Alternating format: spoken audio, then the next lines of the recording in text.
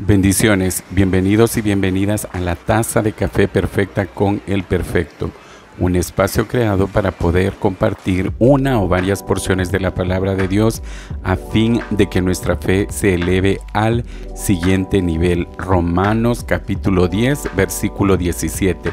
Bienvenidos y bienvenidas, gracias amigos, amigas, hermanos y hermanas por estar en conexión esta otra semana, ya, ¿verdad? Iniciando el mes de marzo. Iniciamos ya, pues podríamos decir en el orden, una novena semana, una décima semana ya de lo que es el año 2023 y pues gracias a la misericordia de Dios todavía pues tenemos, como digo, la oportunidad de poder enmendar los errores que cometimos el día de ayer o por lo menos intentar caminar rectamente. Esta mañana vamos a compartir algunas porciones de la palabra de Dios sobre un tema que para mí es extremadamente sensible. Y digo sensible no en los términos emocionales, sino que en los términos de una realidad espiritual, una realidad física, una realidad moral, una realidad en todos los sentidos que usted pueda proyectarse, mi hermano, es una realidad, ¿verdad? Y voy a partir particularmente de mi testimonio. Y quiero referirme precisamente a lo que se encuentra en el segundo libro de Samuel, en el capítulo 4. Y vamos a hablar, aquí lo que está hablando es del asesinato de Isboset. Y no obstante que no es que no tenga importancia, el enfoque que quiero referirme pues precisamente es al hecho de que es acá donde aparece la circunstancia, la situación de imposibilidad, inhabilitación, limitaciones o capacidades especiales que se desarrollaron acerca de un personaje, y ese es Mefiboset, ¿verdad? Vamos a leer la palabra en el nombre del Padre, del Hijo y del Espíritu Santo.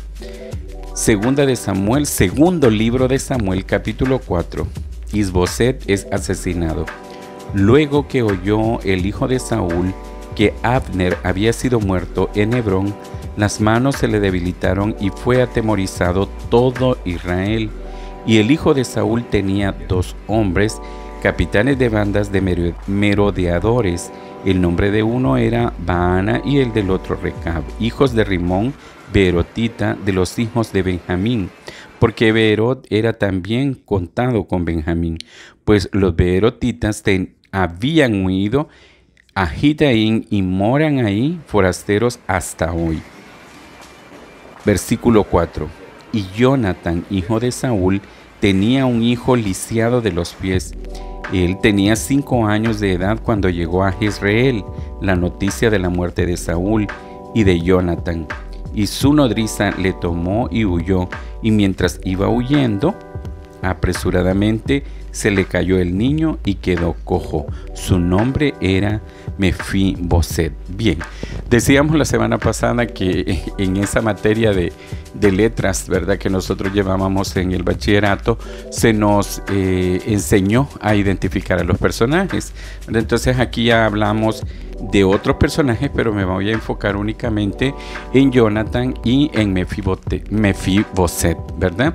¿Quién era Jonatán? Pues era un hijo del rey Saúl y que estableció una relación muy de hermanos, ¿verdad? Sin ser biológicamente unidos, espiritualmente, moralmente, estaba muy unido con el rey David, y esto pues hizo que esa amistad se perpetuara de tal manera, pues, ¿verdad?, de que aparece contado precisamente dentro de la genealogía de Jonatán, ¿verdad?, Mefiboset. Pero para poderle dar más comprensión a lo que estoy tratando de decir, quiero que me acompañe, por favor, al capítulo 9 siempre del segundo libro de Samuel, donde se habla acerca de la bondad de David hacia Mefiboset.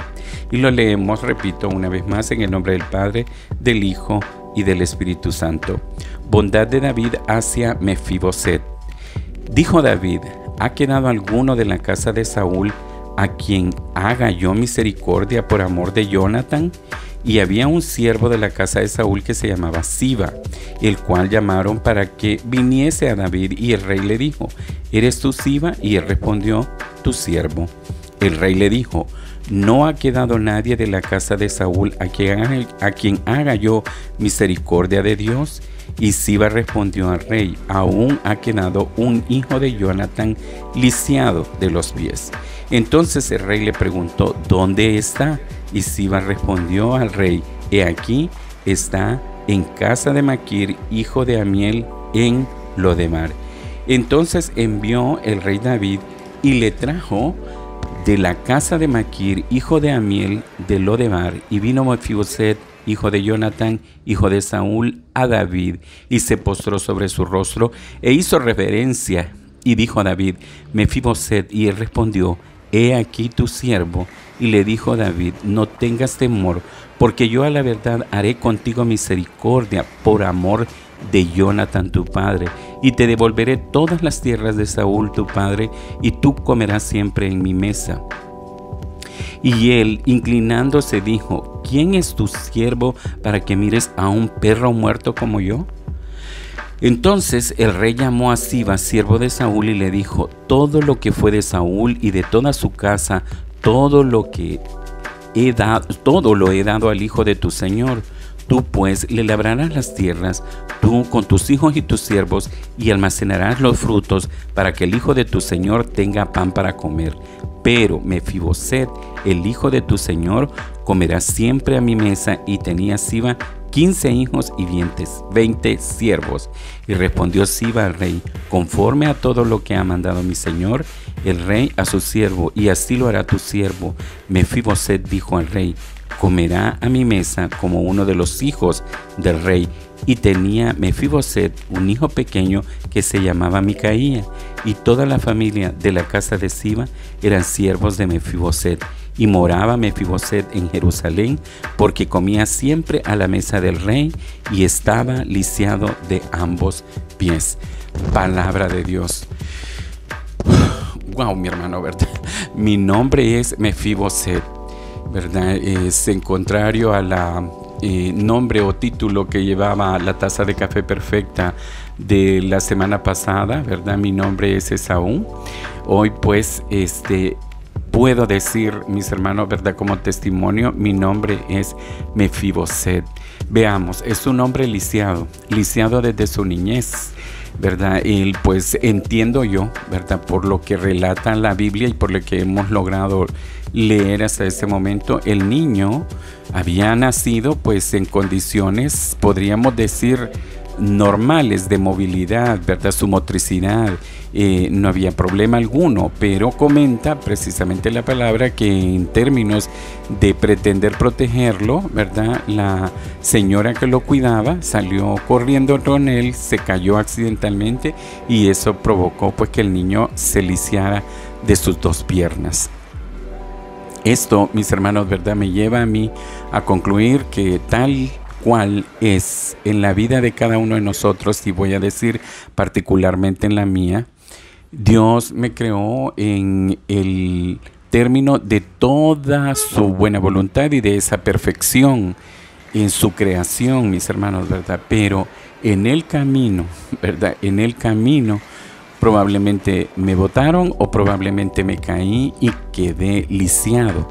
Todas las cosas Dios las ha hecho perfectas, pero de alguna manera, por voluntad propia o por situaciones que sobrevienen en el propósito de Dios, muchas veces nosotros hemos caído precisamente en una condición de lisiados de ambas piernas. No, ¿qué es lo que una persona lisiada pues realmente se encuentra limitada para poder realizar, situaciones motrices? Porque muchas veces, mis hermanos, ¿verdad? Me aparto un poquito del tema. No estamos lisiados físicamente, pero sí estamos lisiados mentalmente, y es quizás a eso a lo que yo me voy a referir, porque en este momento, cuando yo digo mi nombre es Mefiboset, no estoy diciendo que estoy en esa condición de parálisis, de tener una lesión en esos términos propios de lo que están hablando precisamente en la Biblia, pero definitivamente sí me he declarado yo un lisiado, mis hermanos, ¿verdad? En mi vida espiritual, en mi relación con Dios, en las ofensas, cuando yo he ofendido a Dios, definitivamente estoy limitando realmente esa motricidad espiritual, si es que podríamos entenderlo de esa manera, ¿verdad? Y con el respeto de los que no me comprenden, estoy tratando de ir más allá precisamente de lo que es caminar verdaderamente con Dios. No lo podemos hacer porque tenemos esa lesión que no nos permite avanzar, ¿verdad? Esa lesión se llama muchas veces pecado, mis hermanos, ¿verdad? No necesariamente, repito una vez más, esa parálisis o esa minusvalía que podamos tener es física, sino que es mentalmente y particularmente de nuestro corazón, porque no estamos caminando como deberíamos de hacerlo, estamos limitados en eso. Pero mis hermanos, ¿verdad? Hemos hablado en tantas ocasiones del trono de la gracia y con esa invitación que se nos hace día a día, de acercarnos a ese trono de gracia para alcanzar la gracia, la misericordia y el oportuno socorro. Y es esto lo que David, en esa expresión de lealtad a su amigo Jonathan, porque lo dice claramente la palabra, por amor a Jonathan, ¿verdad? Por decir, el amor que le tuvo al padre, le perpetuó el amor también a Mefiboset y a su familia. Pero vean lo más lindo y lo más maravilloso, él se ocupó de eso. Y viene también otro aspecto muy importante, mis hermanos, que yo siempre lo he tomado cuenta en mi vida y creo que es lo que me hace mantenerme muchas veces, porque es bien fácil, muchas veces es muy volátil el poder llegar en el orgullo, en la soberbia, en la arrogancia, a creer que somos autosuficientes o que nosotros somos, ¿qué?, ¿verdad? A veces pecamos inclusive de decir que somos los favoritos de Dios, pero no en el sentido de que ese favoritismo sea la expresión de gracia y misericordia en nuestras vidas, sino que lo decimos en el sentido de que tengo una condición de superioridad sobre otros, y eso jamás podría ser algo que encaja en el concepto espiritual del pensamiento de Dios. Pero en este caso, ¿verdad?, vemos nosotros, mis hermanos, que la vida da vueltas increíblemente. ¿Quién era Mefiboset antes de ser lisiado? Antes de haberse caído, antes de haberse dañado eso? Era el hijo del rey, era nieto del rey directamente, porque él era hijo de Jonathan y Jonathan era hijo de Saúl y Saúl era el rey de Israel. Entonces, ¿qué es lo que denotamos aquí? Hay linaje, hay posición, hay poder, hay bienestar, hay tantas cosas. Pero ¿qué es lo que sucedió? En un instante todo eso cambió, y eso, mi hermano y mi hermana, es lo que yo quiero traerle esta mañana. La vida da vueltas, Dios no, Él no cambia.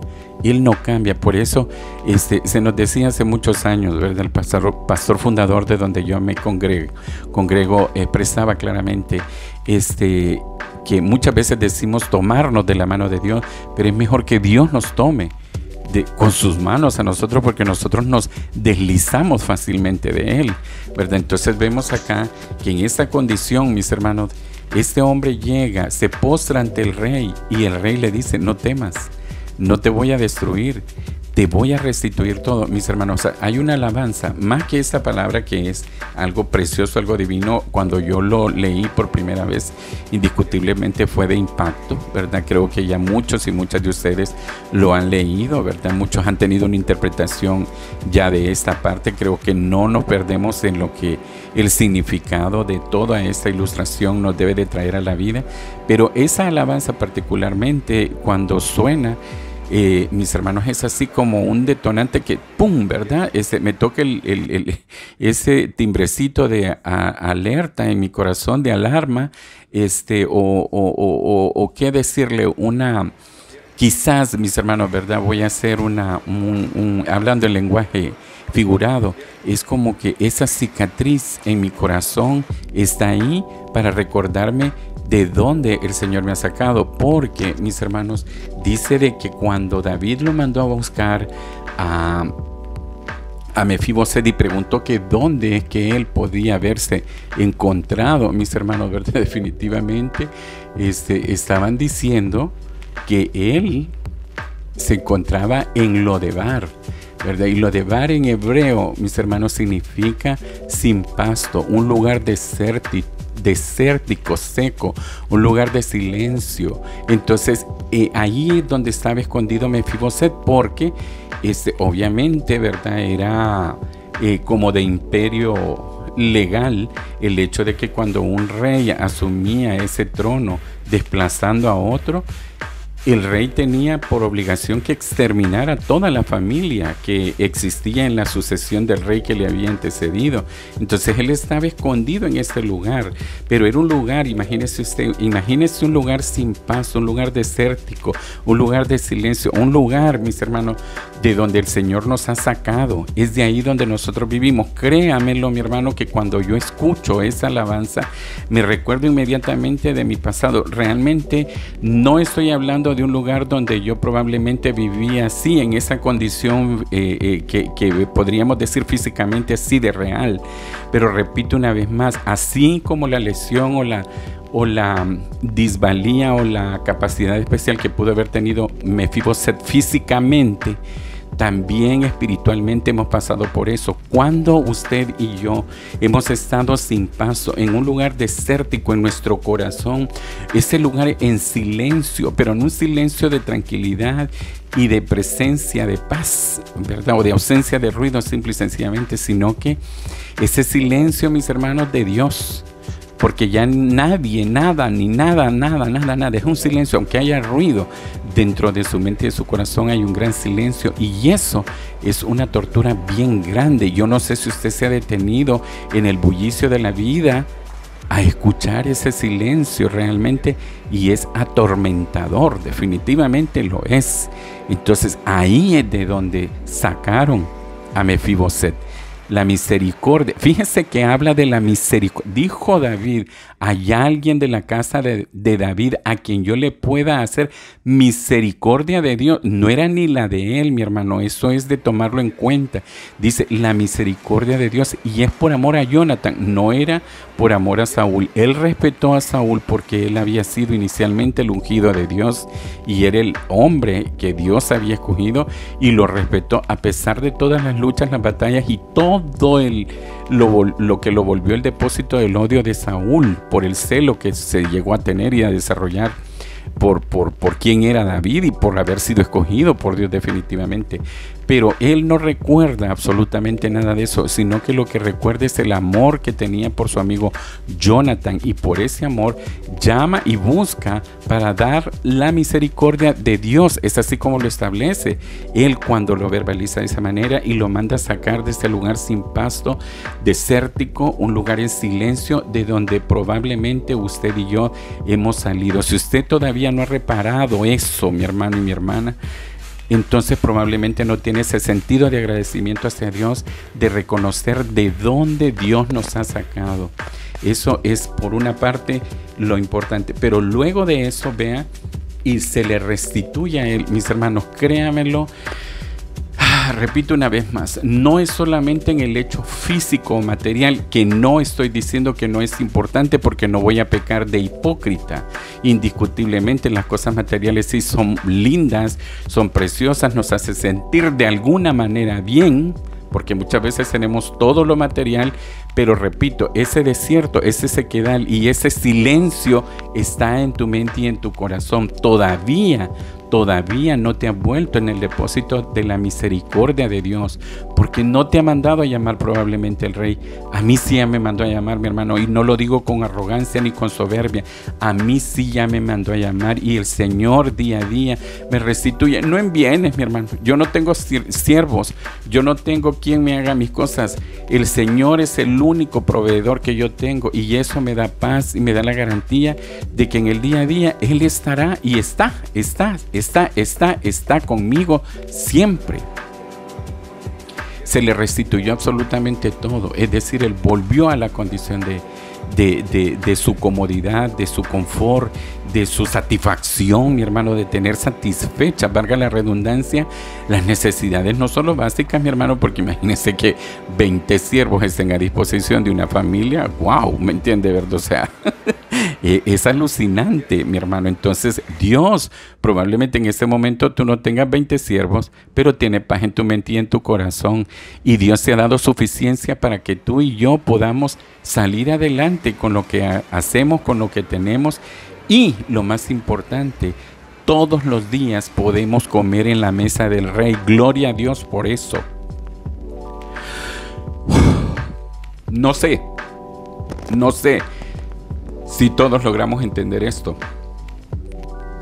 No lo sé, pero es mi anhelo que sí lo lleguemos a entender, los que escuchan esto, los pocos que escuchan eso, no me importa, los pocos que lo escuchan, que entendamos que todos los días hemos sido invitados a comer en la mesa del Rey, todos los días. Es este el alimento principal. No solo de pan vivirá el hombre, sino de toda palabra que sale de la boca de Dios. Gloria a Dios, gloria a Dios. No sigas usando tu nombre de Saúl. Conviértete en un Mefiboset o en una Mefiboset, que al final de cuentas, esto, mis hermanos, ¿verdad? Es una situación que también es importante que nosotros reconozcamos, porque ¿qué es lo que significa precisamente ese nombre? El nombre de Mefiboset significa el que destruye la vergüenza, ¿verdad? Este es el que destruye ídolos, el que destruye situaciones alrededor de tu vida.